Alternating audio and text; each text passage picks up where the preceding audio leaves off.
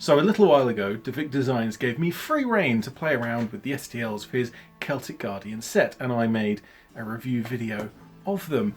That seems to have gone fairly well, so today we'll be looking at the Davik Designs Celtic Guardians Reinforcement 1 set, which is a very long name.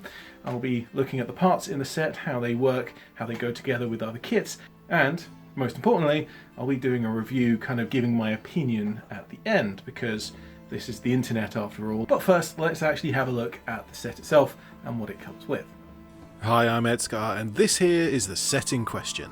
I will of course throw a link to this in the description below, but as with the first set, Cults 3D has not loaded any of the 3D previews. So whilst you can see an image of each of the poses here, let me show you the different options that are included in the set in 3D mode so that you can have a better look. And I'll caveat this explanation by going on about how I'll use the parts of the set to make Tanith first and only models. However, these are intended to be printed as single-piece Celtic Guardians. And I'll touch on that again when I build some.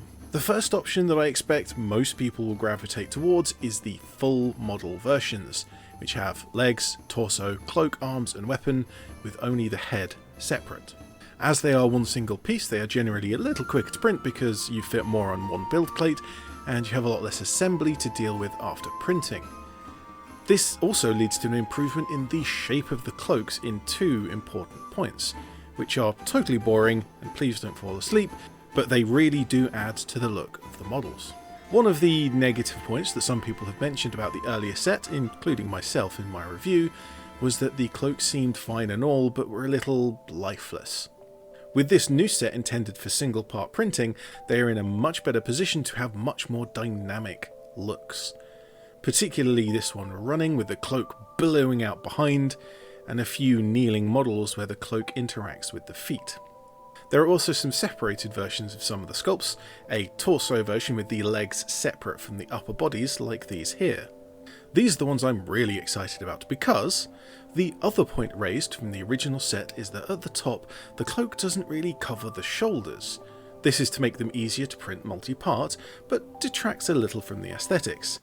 The new set does things differently. Each of the torsos have permanently fitted arms so that the cloaks can cover the shoulders in a more natural cloak type way, which really does make them look better, but reduces their modularity. I will note that a couple of the torsos, like the sitting sniper, are not available in torso only, and I spoke with Davik and found that separating the parts is somewhat difficult and not every piece made the split well enough to be usable. There are always trade-offs in design like this, but only a few of them are missing. Most of the options are here. Next we have the arms and the weapons by themselves.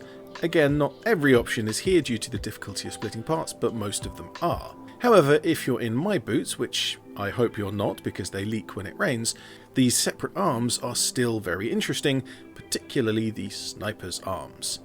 If these can be added to a GW ImperialGuard model, I can add some much needed sniper support to my Tanith. And let's come back to that topic in a few moments. Also hidden away in the torsos folder is this one from the original set. I checked with Davik to make sure this is an intended inclusion, and it is, so that's neat.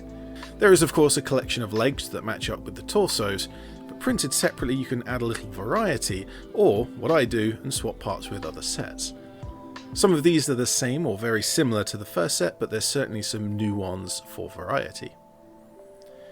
We have many of the same heads and accessories, but there's a couple of extra bits here and there. But that's a good look at the parts. Let's print some.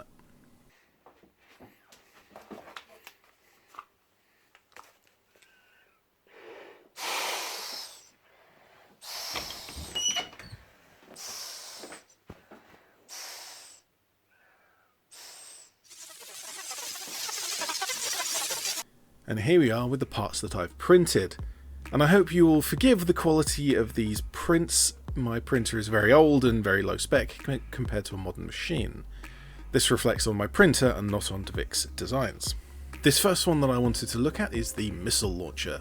Much shorter than an ImperialGuard launcher, but can still represent a shortened tread feather style weapon.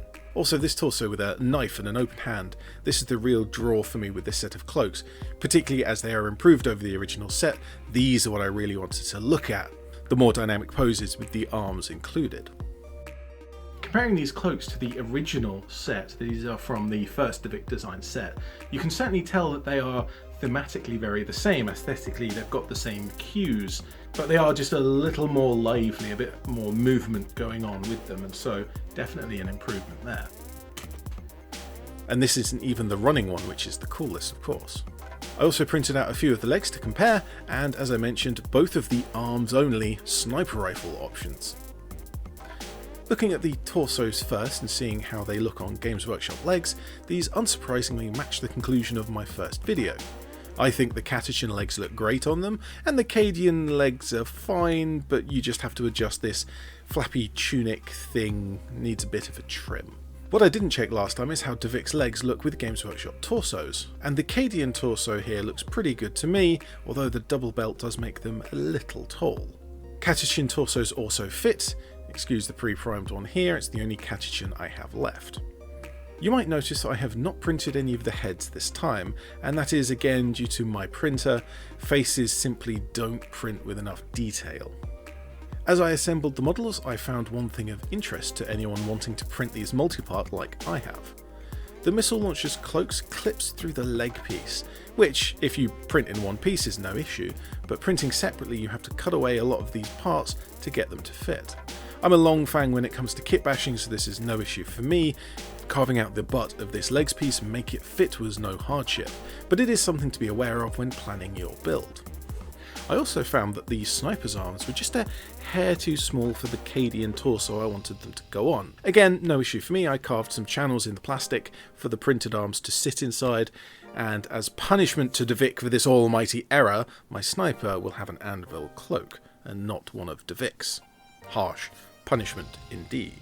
I also noticed that comparing some of the arms pieces to the torso without arms piece, they're also too small for Davik's own torso, so this is certainly one of those oddities that's come out of splitting the parts down. And again, as these are intended to be printed as one piece, this isn't an issue for most people. Whilst I'd love to show you them at stage, I'm not any good at photographing unpainted models, so I'll just show them off at the end when they're fully painted and you can get a better look. And so I should probably get on with painting them, in my usual scheme which I have shown many times, but I will briefly detail. Uniform gets a black base coat, grey highlights and a black ink wash. Most of the rest of the model gets a mix of two appropriate colours to add some highlights, dark and a light green for the cloak, light brown and Caucasian for the skin, so on and so forth. So whilst I reel off the painting footage here in the background, I want to talk about multi-part kits, particularly in the 3D printing space, and why I love them. And yes, I know that it's harder to sculpt this way, I've done my fair share of 3D modelling, I know the pain. However, it's also harder to print complex models in a single piece. Layering on model supports, rotating the piece so that certain parts are angled optimally but others aren't. Having a model naturally split in the same places that traditional plastic multi-part models are makes printing so very much easier. You angle it so that the split line is facing the build plate and put heavy supports in there, and maybe a few smaller ones on some other important details. And if one part of the print does fail, you don't have to reprint the entire model, just throw in the parts that failed into your next print. And you can much more easily kitbash and swap parts with other kits like I'm doing here, which is one of my favourite things in the entire universe. The camo pattern here is painted on after some pretty basic green highlights to the cloak. And I take a bunch of the colours from around the model and spot them on in little patches, eventually covering the entire cloak. Black, grey, white, browns, tan, ochre, whatever's on the wet palette really. And now that's the painting done, well, good enough, I think. Let's have a look at the models and the parts that I used. This chap is going to be one of my scouts, using the new Davik knife out torso, Catachan legs, Cadian bayonet sheath and helmeted head, and finally a lasgun in scabbard from the Scion kit, with an added stock from an old Warhammer Fantasy crossbow, which looks rubbish. I need to salvage a stock from a normal lasgun somewhere. The sniper has Davik's new prone sniper arms, which look pretty good on a standing model I think. The legs are also Davik's, Cadian torso and Catachan head, Victoria miniatures bayonet with the cloak being anvil and a touch of Milliput. Finally, this missile launcher trooper has Davik's torso and arms, Cadian kneeling legs cut to fit, and the Cadian head and belt accessories. As with most of my heavy weapons troopers, this one goes on a 64mm base with a slot for a 25mm base. This means I can add in any model as a loader, removing it as a track of a lost wound, but also that separate model can just be used as a standard guardsman if I'm not using the heavy weapon. And the next time I play I can use any model to be the loader.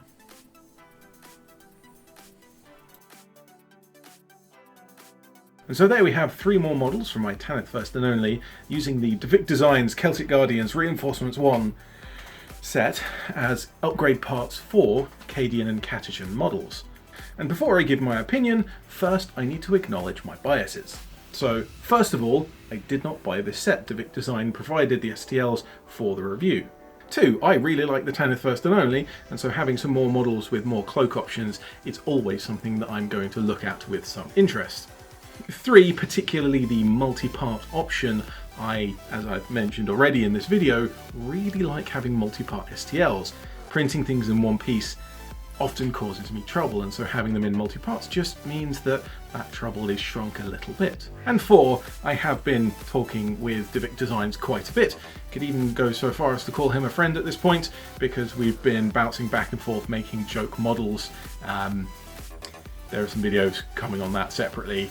Don't worry, there's some fun stuff. But with all that said, I do think this is genuinely a good option. Anyone who's making Tanith First and Only models and they want an option to make cloaks to add to Cadian or Catachan models, or for anyone who just wants some science fiction woodland soldiers as standalone, they are really cool. The real question now is, how do they compare to the first set, Davik Designs' original Celtic Guardians?